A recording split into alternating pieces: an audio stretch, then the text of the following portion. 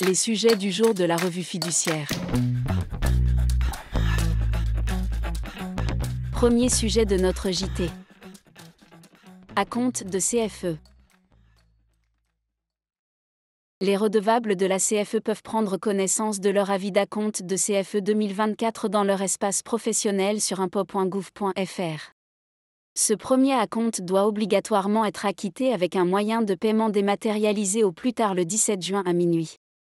Les redevables déjà titulaires d'un contrat de prélèvement automatique à l'échéance ou mensuel n'ont aucune démarche particulière à effectuer.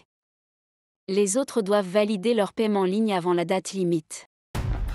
Deuxième sujet de notre JT. Soldes d'été 2024. Les soldes d'été durent 4 semaines et débutent le dernier mercredi de juin, ou l'avant-dernier lorsque le dernier est postérieur au 28 juin. Les soldes de l'été 2024 débuteront donc le mercredi 26 juin 2024 et s'achèveront le 23 juillet 2024. Des dates particulières sont prévues pour quelques départements. Ainsi, en Corse, les soldes dureront du 10 juillet au 6 août 2024. Toutefois, les professionnels de la vente à distance doivent respecter les dates nationales, sans pouvoir bénéficier des particularismes régionaux. En outre, rappelons que seules peuvent être soldées les marchandises proposées à la vente depuis au moins un mois à la date de début des soldes. Les marchandises soldées devront donc avoir été proposées à la vente avant le 27 mai 2024.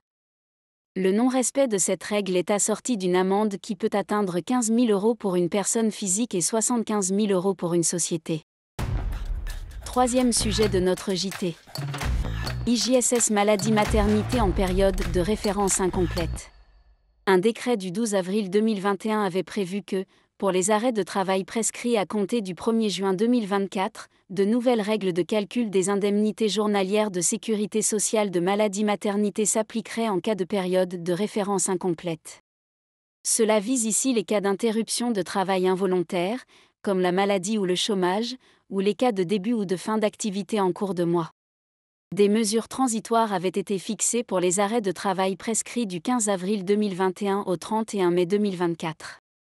Selon une actualité du site Net Entreprise publiée le 30 mai, la réforme qui devait s'appliquer à partir du 1er juin 2024 ne va finalement pas entrer en vigueur.